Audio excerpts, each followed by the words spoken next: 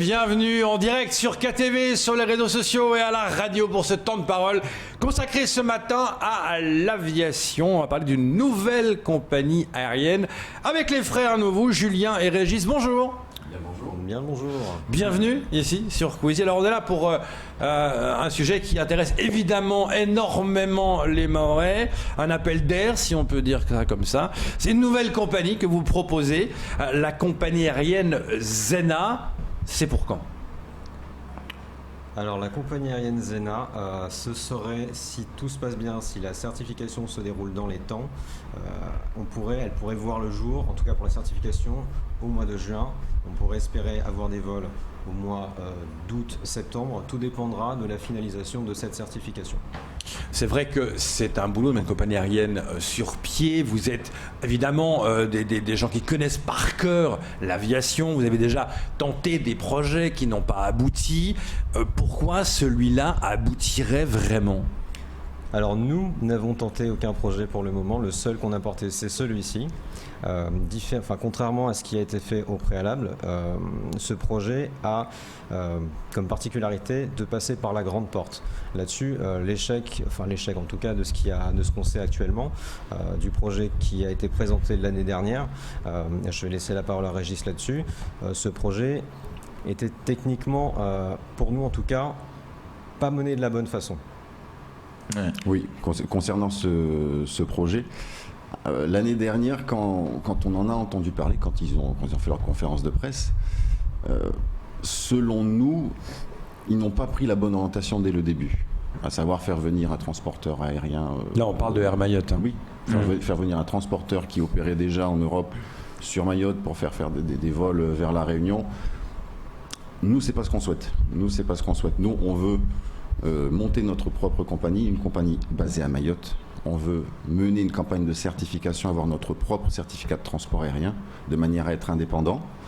Pour ça, il faut mener une campagne de certification. C'est long, c'est dur.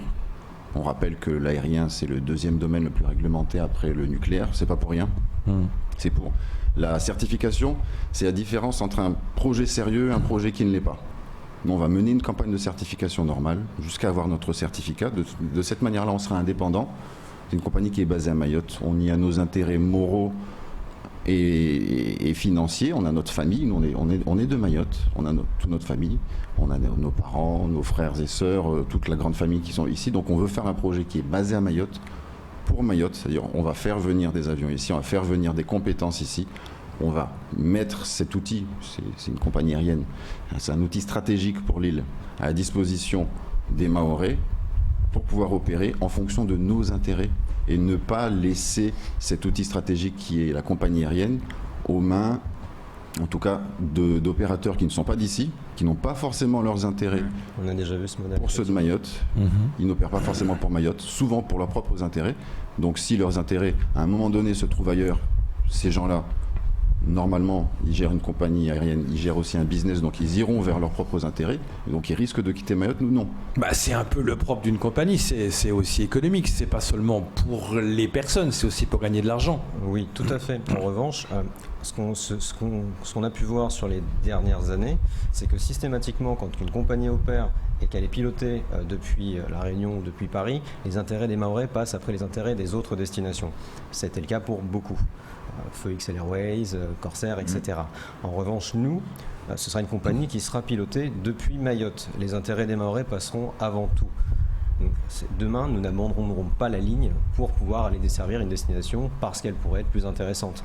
À l'heure actuelle, les personnes qui ont décidé d'investir, on en reparlera, ce sont des personnes qui ont des intérêts économiques et moraux sur Mayotte. Justement, Régis et Julien, vous avez quitté vos postes respectifs pour vous consacrer à ce projet. Aujourd'hui, c'est un bébé finalement qui doit naître rapidement. Et d'ailleurs, vous disiez chez nos confrères qu'aujourd'hui, en tout cas, il y en a un de vous qui a proposé à l'autre. Moi, je peux amener 10 millions, l'autre 20 millions. Justement, les partenaires privés, qu'est-ce qui les a séduits ? Parce qu'aujourd'hui, c'est vrai que on disait pour faire EWA compagnie, EWA bis, ça ne servirait peut-être pas à grand-chose. Mais là, les partenaires, qu'est-ce qui les a finalement séduits dans votre projet? On a parlé beaucoup de ce business plan qui a séduit presque tout le monde dès le départ. Alors ce qu'il faut savoir, c'est que les partenaires, ce sont des gens comme vous et moi, ce sont avant tout des passagers, des passagers qui s'aperçoivent que Mayotte, on est une île, si on veut se déplacer, on est obligé de passer par l'aérien. Et à l'heure actuelle, les déplacements sont rendus très difficiles par le manque d'opérateurs. Donc ça, c'est le premier point qui a séduit les futurs investisseurs. Également, donc on parlait du business plan. Le business plan est basé sur un modèle économique adapté au projet. C'est-à-dire qu'aujourd'hui, les tarifs qu'on va proposer, on ne peut pas les dévoiler aujourd'hui, mais les tarifs qu'on va proposer seront moins chers que ce qui se fait actuellement. Pourquoi ? Tout simplement parce qu'on a un modèle économique adapté à ces tarifs. Contrairement aux grosses structures qui, évidemment, quand on a la piste de Mayotte qui est quand même assez restrictive, et d'autres destinations également où les pistes sont beaucoup plus grandes, on ne va pas tailler la compagnie sur la destination de Mayotte. Au vu du volume passager à l'heure actuelle, aucune compagnie ne prendra cette décision. Bien sûr. Donc en réalité, on a juste fait un costume pour les Mahorais, un costume taillé sur mesure. Et c'est pour ça que le business plan a séduit les investisseurs. Alors on sait que le département également, en tout cas, est séduit par le projet aujourd'hui. Mais est-ce que finalement ces embauches qu'il va y avoir, parce qu'aujourd'hui on nous dit qu'on était peut-être en retard au niveau de l'aérien, on n'a pas assez de stewards, on n'a pas assez, en tout cas le personnel, le PNC comme on les appelle. Est-ce que tout ça c'est déjà aussi préparé? Est-ce qu'on est prêt aujourd'hui à avoir un panel d'embauche de nos jeunes Mahorais? Alors attention, les hôtesses et stewards mahorais, on en a. Ils ne sont pas tous à Mayotte. Certains volent sur les compagnies qui opèrent sur Mayotte, mais beaucoup ne sont pas basés Mayotte. Pourquoi pas les faire revenir? Ça nous permettrait effectivement d'avoir des profils mahorais au maximum. Maintenant, on est tenu par un calendrier. On est tenu par un calendrier et de ce fait, on va être obligé de trouver des personnels qui seront donc disponibles à l'instant où on essaiera de faire décoller cette compagnie. En revanche, si ces personnes ne souhaitent pas forcément rester ou alors si les contrats ne sont pas renouvelés, une école de formation peut parfaitement voir le jour pour créer un vivier de profils mahorais, comme c'est déjà le cas. Il y a un début d'ébauche qui est en train de se faire au sein de l'aéroport de Mayotte. Pourquoi pas? Mais monter une compagnie aérienne en plein période Covid, c'est compliqué. On parle justement de toutes les compagnies qui se cassent la gueule entre guillemets et qui font appel aux aides de l'État, qui injectent des milliards pour que la compagnie tienne. Et vous dites non, on n'a rien avec une nouvelle compagnie. Ça semble un peu complètement en décalage. Bah oui, mais non. Pourquoi? Parce que les compagnies qui ont des difficultés sont celles qui existent actuellement. Nous, on n'a pas de problème de trésorerie. On n'a pas commencé l'activité. Le Covid a fait que tous les avions sont restés cloués au sol. Pendant longtemps, les véhicules n'ont pas été utilisés non plus, ce qui fait qu'il y a une surproduction de pétrole quand il n'y en avait pas en termes de consommation. De ce fait, le coût du baril a chuté drastiquement. Petit 1.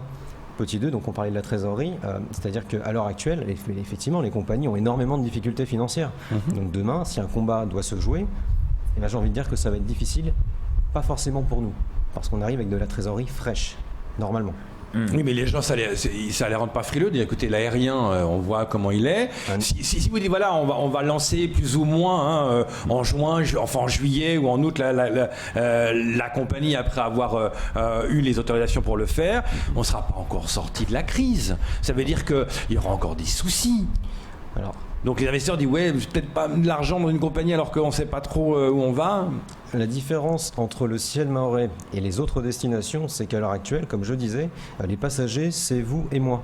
C'est-à-dire que les touristes, effectivement, on n'en a pas énormément, que ce soit le tourisme d'affaires, le vrai touriste ou le touriste affinitaire, on n'en a pas énormément. La mobilité, en revanche, c'est le seul gros marché à Mayotte. On continuera, nous, à voyager, on ne va pas s'arrêter pour autant. Le Covid, il n'y a qu'à voir, les vols sont pleins à l'heure actuelle pour partir au mois de décembre. Donc pour ça ne changera pas. C'est simple à comprendre. En plus de ça, ce qu'il faut ajouter aux arguments précédents, c'est que les avions sont restés cloués au sol. Les compagnies, beaucoup ont fait faillite, donc il y a énormément de disponibilité appareil. Donc en plus de ça, le prix d'éventuels achats ou locations sont en chute libre. Le carburant en chute libre, les avions, le coût en chute libre, plus le carburant. Et la trésorerie, pardon. Et la piste qui est pas longue, c'est pas un problème pour vous? Nous, on n'en a pas besoin. Alors là-dessus, je laisserai la main à Régis parce que c'est vraiment... C'est ça. Nous, comme disait Julien, on a taillé un costume sur mesure pour Mayotte. À savoir, on a vu les caractéristiques actuelles de la desserte de Mayotte. On a fait le projet en fonction des caractéristiques actuelles. Une piste longue est sur les clous. est prévu à l'horizon 2026. Ouais, les travaux commencent en 2023. Ouais. Voilà, 2026, 2030, etc. Nous, on sera opérationnel tout de suite. On n'attendra pas la piste longue, puisque le besoin, c'est maintenant. On ne peut pas se baser sur quelque chose d'aussi important pour une île qui est le transport aérien, sur des projets futurs à venir. On a un besoin maintenant, les gens ont besoin de voyager. Actuellement, ils le font à des tarifs très élevés. Il faut pouvoir y répondre maintenant. Et donc, nous, notre projet a été taillé exprès pour la desserte de Mayotte. Une compagnie basée à Mayotte. Nos avions vont partir, ils vont revenir tous les jours à Mayotte, plusieurs fois par jour, plein. Et pour qu'il soit plein, il faut qu'on puisse décoller de cette piste qui est assez courte à Mayotte, avec tous les passagers, tout le fret, tout le carburant. Et ne pas se dire qu'aujourd'hui on a un vol plein, c'est une très bonne nouvelle normalement d'avoir un vol plein, mais zut, à cause de la taille de la piste, en fait, souvent c'est ce qu'on nous dit, mais la question que se posent les gens, c'est est-ce que ce sera des vols que vous proposerez des directs pour aller à Paris? C'est ça un peu le souci, c'est un peu ce que Corsair avait dit quand il est arrivé. On passe par la Réunion pour aller après à Paris, et on parle souvent de ce vol direct qui est quelque chose que tout le monde attend, que les Mahorais attendent. Est-ce que vous dites non, nous ce seront des vols directs, ça va pas être des escales un peu qui vont rallonger encore les durées? Pour vous, est-ce que c'est prévu d'avoir des vols Mayotte-Paris régulièrement? Alors des vols Mayotte-Paris régulièrement, oui, très régulièrement même, en vol direct. Alors en termes aériens, ce serait des vols directs, mais on fera quand même une escale technique, chose qui se fait encore à l'heure actuelle, régulièrement par la concurrence, la future concurrence, parce qu'on n'existe pas encore. Ce sont des vols qui se font quand même déjà. En revanche, on restera sur la ligne sans faire de détour.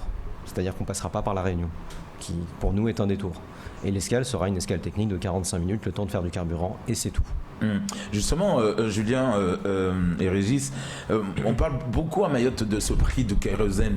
On parle beaucoup en même temps aussi de pouvoir parquer des avions en Mayotte, ça coûte très cher. Est-ce qu'aujourd'hui tout ça, c'est en tout cas dans le business plan, comment on compte aujourd'hui? Parce qu'on nous dit oui, Air Austral par exemple ne fait pas son plein à Mayotte parce que c'est trop cher. Et donc finalement c'est le contribuable qui paye les billets chers parce que le kérosène coûte cher. Est-ce que ça aussi, ça risque pas de bousculer un peu l'économie que vous fraîche, comme on vous disait, que vous allez amener? Alors là-dessus, la réponse est simple. Le carburant, majoritairement, en tout cas pour le long courrier, on ne le fera pas à Mayotte. Je vous ai dit, les conditions actuelles, non, c'est pas possible. Voilà, c'est pas possible pour le moment, donc on le fera ailleurs. Sur donc l'escale technique, on révélera plus tard. Là-dessus, maintenant, j'ai envie de dire que le carburant qu'on ne paiera pas plus cher ne sera donc pas un motif pour nous pour proposer des billets chers. Ouais. On est d'accord. Donc voilà. Donc c'est-à-dire qu'aujourd'hui, en tout cas, le Mahorais va pouvoir aujourd'hui souffler un peu, et il y aura surtout le choix entre les compagnies, puisque vous arrivez dans le marché, donc il y aura un peu plus de choix. Il y a non seulement le choix, mais peut-être les destinations. Parce qu'on parle souvent de Mayotte-Paris, mais est-ce que vous allez proposer, je sais pas, un Mayotte-New York, un Mayotte-Bombay, un Mayotte... voilà, c'est un peu le rêve que je dis là, mais souvent quand on est, quand on est à Paris, on a le choix d'aller un peu partout dans le monde. À Mayotte, c'est un peu limité. Est-ce que vous allez proposer d'autres destinations qui ne sont pas encore sur le marché? Alors c'est ce que je disais tout à l'heure. On aura une compagnie basée à Mayotte. Donc à partir de là, on peut faire ce qu'on veut. Il est certain qu'on va opérer les lignes qui ont le plus de passagers, parce qu'il le faut. C'est une question, bien sûr. Il le faut. Le marché est sur telle ligne, on va aller chercher ce marché-là. Ensuite, on a un outil qui sera à disposition tout le temps, toute l'année. Si demain Mayotte-New York devient intéressant, pertinent par rapport à la population mahoraise, allons-y. Si demain c'est pertinent d'aller, je sais pas, d'aller à Bombay ou d'aller à Singapour, ou d'aller, l'outil sera là. On n'aura pas à attendre que une autre compagnie voit que au hasard de croisement d'informations qui passent sur Internet, qu'il y a peut-être un marché Mayotte-New York, on va peut-être le faire, faut envisager quel avion on déploie. Non, nous on sera là. Et les décisions vont se prendre ici, c'est ça qui est important. Et le budget global de votre compagnie, c'est combien? 25 millions d'euros pour la globalité du projet. La première phase, qui est celle de la certification, coûtera 1 400 000. Et là, au niveau des financements, combien vous avez réussi à trouver? Alors, on attend des réponses fermes, mais on s'approche vraiment du 1 400 000 pour pouvoir régler la certification et lancer la première partie, qui consiste surtout à payer le consulting d'Airbus. Donc ça, c'est en deux phases. Il y a d'abord 1,4 million pour avoir la certification, qui permet après de demander les 20 et quelques millions qui manquent. C'est ça. Mais quand vous dites que ce sera au mois d'avril, peut-être que vous aurez ce moment clé de certificat. Après, il restera 2-3 mois. Est-ce que vous pensez que ça va faciliter d'avoir l'argent nécessaire? Alors sur le calendrier, tout va quand même dépendre de la levée de fonds. Effectivement, on prévoyait au moment où on l'a annoncé dans la presse de voler plus tôt. En revanche, il y a déjà un mois qui est passé, donc d'autant les choses se décalent. Il faut le retenir et le garder en tête. Maintenant, la certification, effectivement, c'est le sésame. Le sésame qui va débloquer la suite. C'est vrai et en même temps pas forcément. On ne peut pas forcément tout révéler immédiatement. On fera effectivement des communications par la suite au mois de janvier, mais il n'est pas impossible que les choses se débloquent avant la certification, avant même qu'on l'ait obtenue.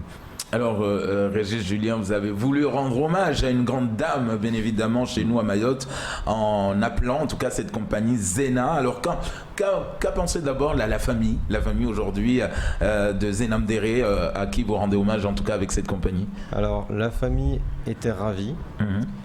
C'est un hommage effectivement, c'était voulu depuis le début. Le nom a été trouvé relativement vite parce qu'on a même la charte graphique qui a été préparée, elle est prête depuis le mois de septembre de l'année dernière, donc le projet on est dessus depuis le mois de janvier de l'année dernière. Donc c'est venu assez naturellement, on cherchait quelque chose d'emblématique, quelque chose qui fasse comprendre aux Mahorais que c'est leur compagnie. Ce projet on souhaite qu'ils se l'approprient. Et ça nous est paru naturel et la famille a dit oui sans aucun problème. Donc là on a Zena Air ou Air Zena. Zena. Donc l'avion sera marqué Zena. Tout à fait, Zena. Pour rester zen quoi. Il y a des Hop, il y a des June, il n'y a pas de Airline, Airways ou Air. Non, truc simple.